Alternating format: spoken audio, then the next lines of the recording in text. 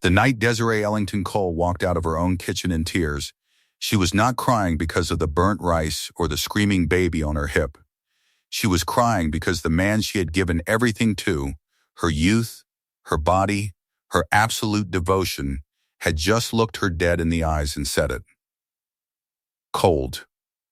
Casual. Devastating. You've really let yourself go, Des. You're too fat. I don't even recognize you anymore.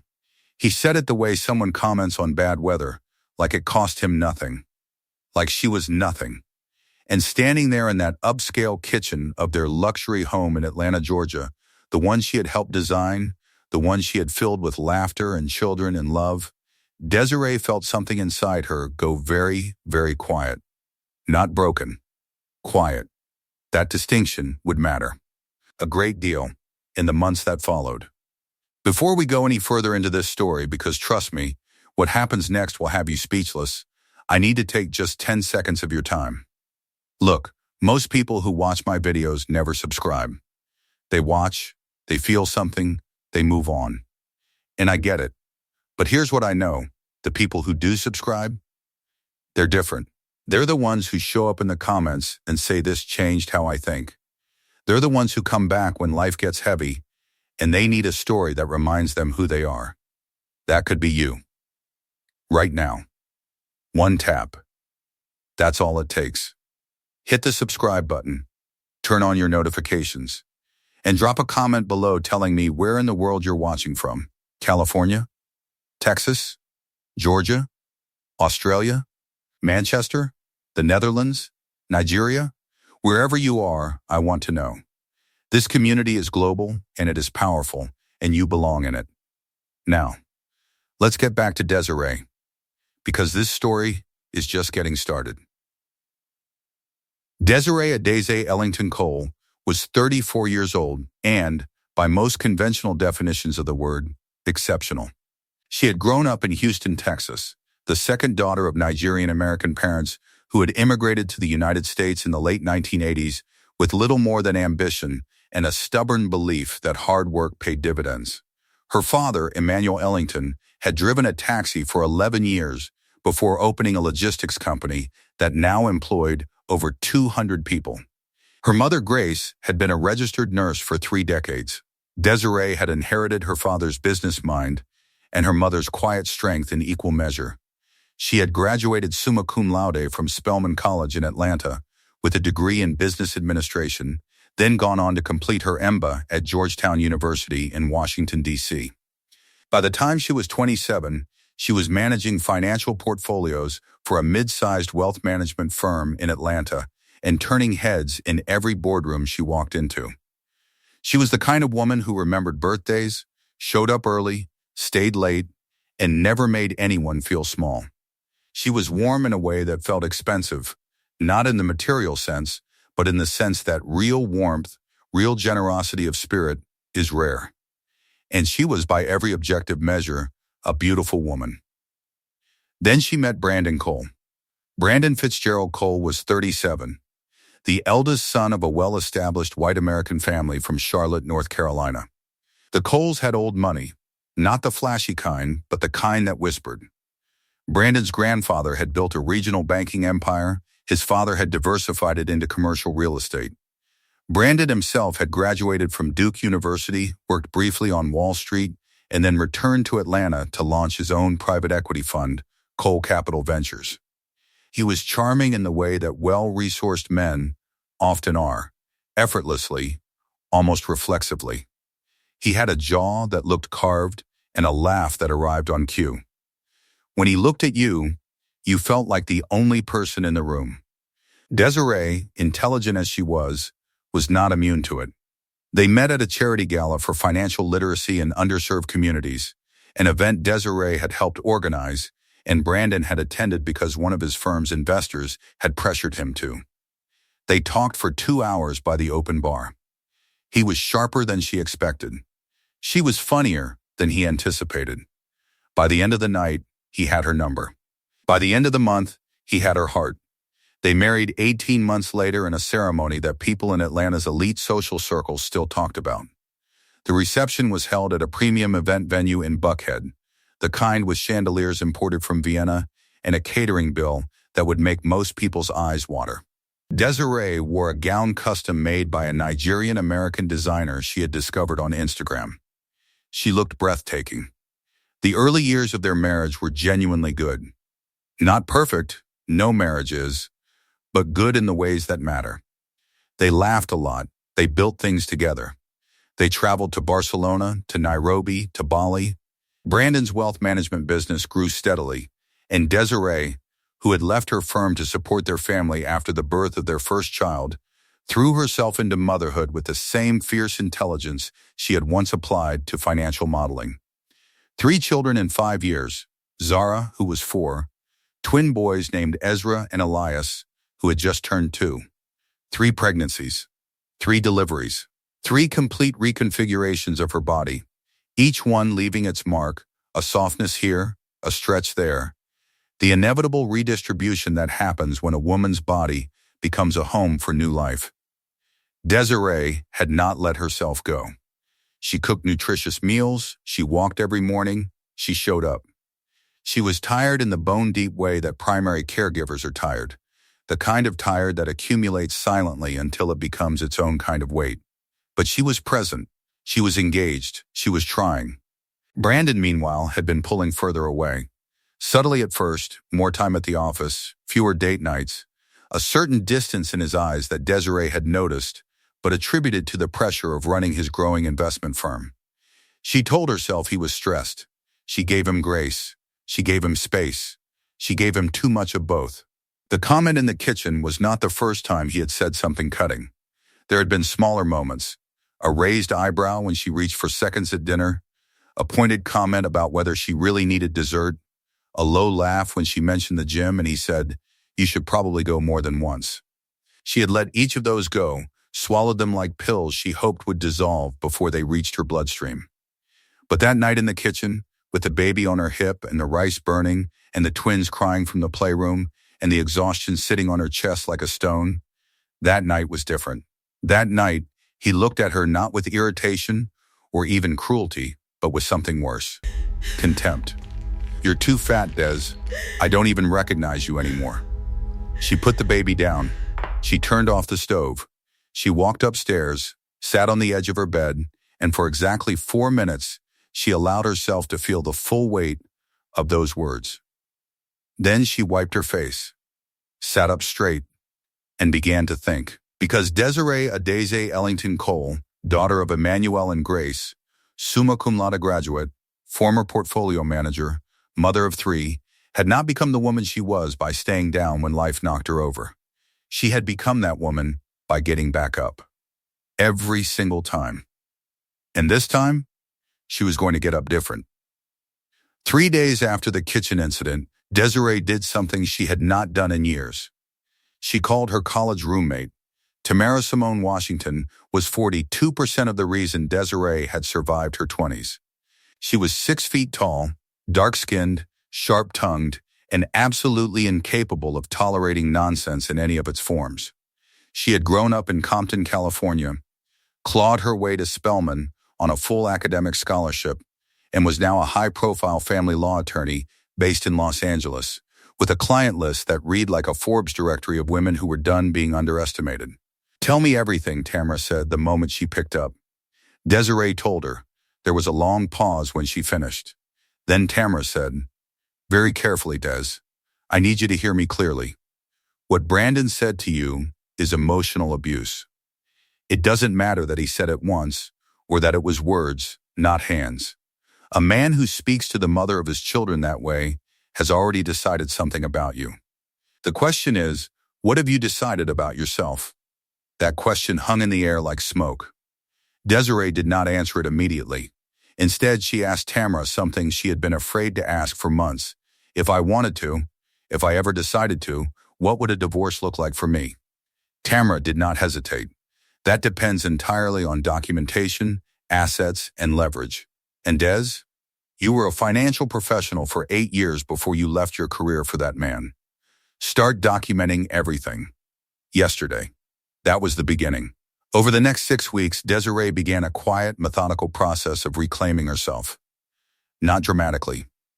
Not in the ways movies typically depict female reinvention, no montage, no sudden wardrobe change, no declarative speech in the rain. Quietly. Systematically. The way she had always done her best work. She enrolled in an online refresher course in financial analysis through Wharton's executive education program. She reached out, carefully and privately, to former colleagues from her days at the wealth management firm. She opened a personal bank account, separate from their joint accounts, and began directing a modest portion of the household allowance Brandon provided her into it. Not stealing, simply protecting herself. She also started walking further each morning. Not because of Brandon's words, she refused to let his contempt be the motivation, but because she remembered who she was when her body felt strong. She started sleeping better, eating more intentionally, not restrictively, but nourishing herself the way you nourish something you have decided to take seriously again. She was taking herself seriously again. Brandon noticed none of it. He was by that point almost entirely absent from the texture of their home life. He came home late, left early, and when he was there, he was distracted in a way that had moved past plausibly explained by stress. He was secretive with his phone. He smelled different sometimes, not dramatically, not obviously, but different in the way that a woman who has been paying attention for 5 years notices. Desiree said nothing. She simply noted. The revelation came on a Tuesday. She had been sorting through a stack of mail on the kitchen counter, mostly bills, a few solicitations, when she came across an envelope addressed to Brandon from a boutique hotel in Midtown Atlanta. It was a receipt for a weekend stay, dated 6 weeks prior. The weekend Brandon had told her he was in Charlotte for a client meeting. She did not cry. She photographed it with her phone, filed it, and kept going. Over the following 2 weeks, she found 3 more discrepancies. A dinner reservation for 2 at an expensive restaurant on a night he had claimed to be working late.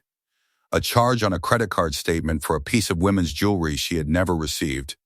And a WhatsApp conversation she glimpsed over his shoulder one evening that he quickly minimized. Each piece of evidence she turned over to Tamara. You have enough, Tamara said when they spoke again. Des, you have enough to walk into a divorce attorney's office and come out of this marriage with everything you are legally entitled to. But I need you to be ready. Emotionally ready. Because when it happens, it is going to be fast and it is going to be loud. I'm ready, Desiree said. And she was. But she was not prepared for what happened next. Because what happened next was not about Brandon at all. It was about her. One of the colleagues she had quietly reconnected with was a man named Desmond Okafor, a former classmate from her Georgetown EMBA program who had gone on to build a boutique consulting firm specializing in corporate financial restructuring. They had stayed loosely in touch over the years through LinkedIn and the occasional industry email. When she reached out to him explaining that she was exploring returning to the professional world, he had responded with unusual enthusiasm. Des, I've been looking for someone with your specific skill set for 2 years. I have a project that would be perfect. Can we talk? They talked. The project was a contract engagement, a 6-month consultancy for a mid-sized healthcare company in Atlanta that was preparing for a significant acquisition and needed a senior financial analyst to lead the due diligence process. The compensation package was substantial. The work was exactly what she had been trained for. She accepted. She did not tell Brandon. For 3 months, while Brandon continued his affair and continued his casual cruelties, a pointed look when she ate, a passive comment about getting back in shape, a text message he sent once that she accidentally saw that read, "She's changed so much. She's not who I married." Desiree worked. She rebuilt. She rose. The healthcare engagement was a success. Her analysis identified 3 critical risk factors in the target company's balance sheet that the acquiring firm's internal team had missed. She saved her client an estimated $11 million in post-acquisition corrections. Word traveled, as word does in tight financial circles, with a speed that borders on supernatural. By the end of the 4th month, she had 2 more consulting offers on the table. By the end of the 5th month, Desmond had approached her about a partnership stake in his firm. She said yes. It was during this period, this quietly electric season of her own becoming, that Brandon chose to deliver his final, fatal miscalculation. He came home one Friday evening in an unusually good mood. He poured himself a glass of expensive scotch, sat at the kitchen island, and told her, with the air of a man delivering a gift, that he had been seeing someone. "Her name is Kristen," he said. "She's 29. We've been together for about 4 months. I think I'm in love with her, Des. I'm sorry, but I think you deserve honesty." Desiree looked at him for a long moment. "Thank you for your honesty," she said. He blinked. He had clearly expected tears. Perhaps a scene. Perhaps desperate pleading from a woman who, in his estimation, had no viable options outside of him. Instead, she picked up her phone, sent a brief text to Tamara, 3 words, "It's time. Go," and walked upstairs to put the children to bed. By Monday morning, Brandon Cole had been served with divorce papers. The divorce proceedings were, as Tamara had predicted, fast and loud. Brandon's first instinct was to underestimate Desiree, to assume that because she had spent 5 years as a stay-at-home mother, she had somehow forgotten how financial structures worked, how assets were traced, how documentation told a story that courtrooms believed. It was perhaps his most expensive mistake in a marriage full of them. Tamara Washington did not practice family law in Los Angeles because she was average at it. She was formidable, systematic, and had a particular gift for making opposing counsel feel like they had brought a butter knife to a gunfight.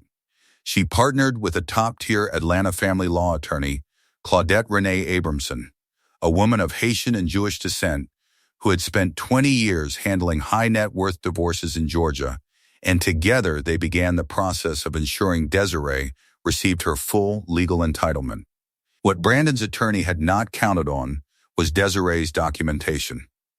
Every discrepancy, every hotel receipt, every credit card statement, every evening he had claimed to work late, while GPS data from a shared family location app placed him in Midtown, at a building that housed 4 luxury condominiums and 1 boutique hotel. Every social media post Kristen had made and foolishly left public that corroborated timelines. Every message Brandon had sent to friends boasting about his younger, fitter girlfriend. That last batch was particularly useful. Brandon's attorney advised him to settle. Brandon refused. He was convinced that his wealth, his family name, and his gender gave him an advantage that outweighed the evidence stacked against him. He was wrong on all 3 counts.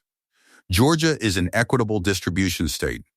The court divides marital assets fairly, though not necessarily equally, based on a range of factors, including the length of the marriage, each party's contribution, and evidence of financial misconduct. Desiree's team demonstrated clearly that she had contributed not only as a full-time caregiver to 3 children, but had directly enabled Brandon to grow Cole Capital Ventures by managing their household and personal finances with the precision of a CFO. More damaging for Brandon was the discovery, surfaced during financial disclosure, that he had been using a subsidiary of his private equity fund to shelter personal assets and fund his extramarital lifestyle. This constituted financial misconduct under Georgia marital law, and it shifted the equitable distribution calculus dramatically in Desiree's favor. When the final settlement was reached, after 8 months of proceedings that cost Brandon over $300,000 in legal fees alone, Desiree walked away with the Atlanta home, primary physical custody of Zara, Ezra, and Elias, child and spousal support totaling $12,000 per month for 6 years, and a lump sum property settlement of $4.2 million representing her share of the marital estate. Brandon kept his firm, but it was a significantly diminished version of the firm he'd had a year earlier, both financially and reputationally. Word had spread in Atlanta's close-knit high-net-worth community. Investors talk. Colleagues whisper. The story of how Brandon Cole had treated his wife, had hidden assets, had conducted himself, it traveled with the same efficiency as any other piece of valuable information in financial circles. Two of Cole Capital Ventures' largest investors quietly withdrew their commitments at the next review cycle.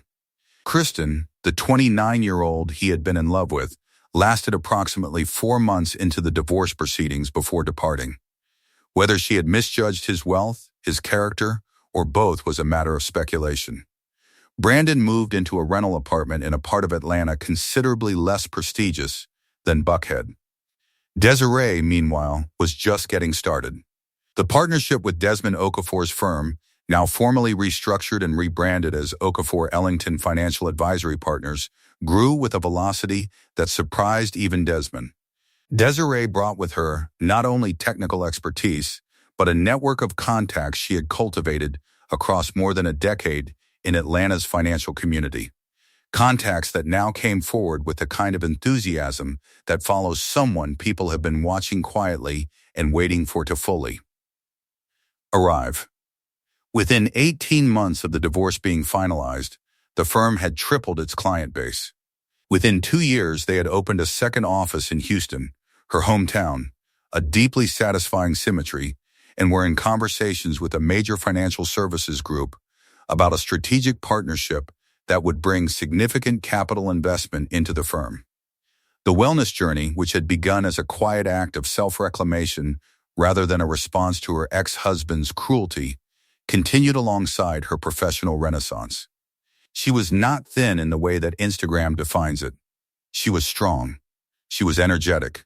She was sleeping well, laughing easily, and moving through the world with the unhurried confidence of a woman who no longer needed anyone's approval to feel like herself. Her children thrived. Zara, at 6, was already showing her mother's quiet intelligence and her grandfather Emmanuel's stubbornness. Ezra and Elias were 4-year-old tornadoes of joy who called their grandmother Grace every Sunday and had, according to the daycare teachers, exceptionally advanced emotional intelligence for their age. Desiree was raising them intentionally, deliberately, in a home full of warmth and stability and laughter. She was happy. Genuinely, substantively, independently happy. Brandon heard about this happiness the way people in his position often do. Through intermediaries, through mutual acquaintances at events he no longer quite fit into, through the occasional photograph on LinkedIn. He saw the profile announcing the Okafor Ellington partnership. He saw the press release about the Houston expansion. He saw, at a charity event 18 months after the divorce that they both attended, what Desiree looked like when she walked into a room on her own terms. She was wearing a dress the color of deep sapphire. Her hair was natural, lush, and magnificent. She was laughing at something the woman beside her had said, and the laugh was real. The full one, from the stomach, that Brandon had not heard from her in years. She walked past him as though she had not seen him. It was the most devastating thing she had ever done to him, and she had not planned it at all. He stood there holding a glass of champagne that tasted. He later told a friend in a moment of humbling honesty, like everything he had thrown away. The day Brandon Cole had stood in that luxury kitchen and told his wife she was too fat to be worth his regard, he had made a calculation.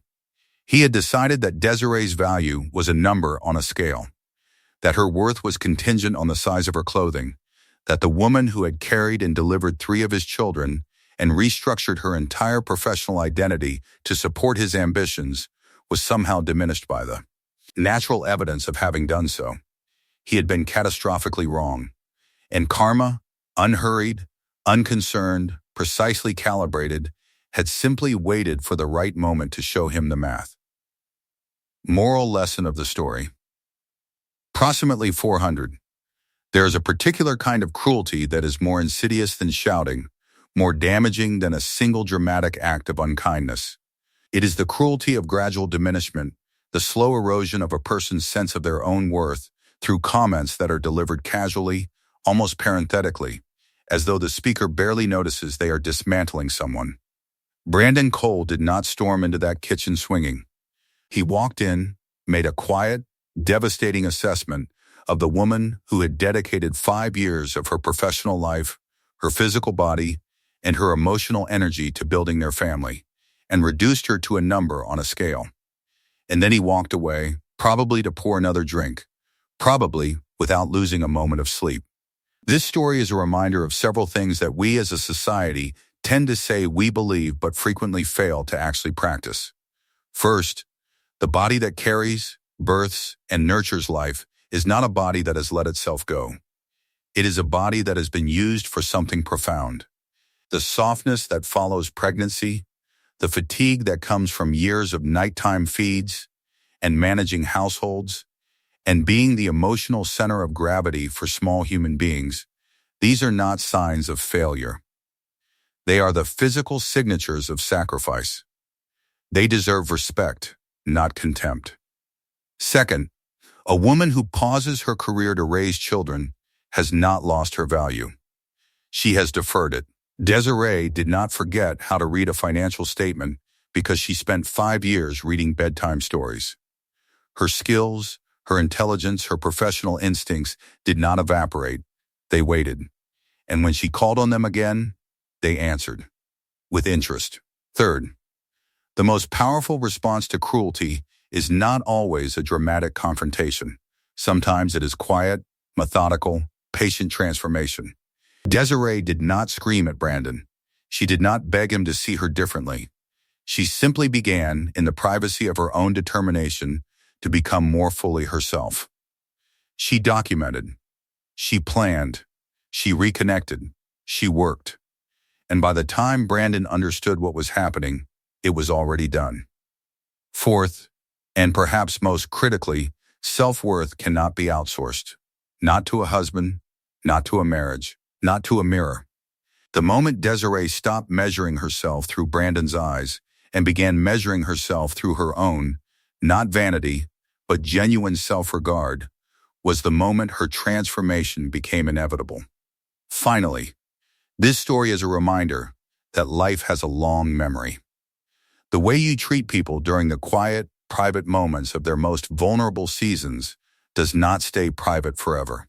Brandon's contempt did not remain in that kitchen. It traveled. It returned. It cost him, financially, socially, personally, in ways that far exceeded whatever momentary superiority he had felt standing there with his scotch and his cruelty. Karma does not always arrive loudly. Sometimes it shows up as a woman in a sapphire dress, walking past you like your furniture, laughing a laugh that you once had the privilege of belonging to. And sometimes that is the loudest sound in the room.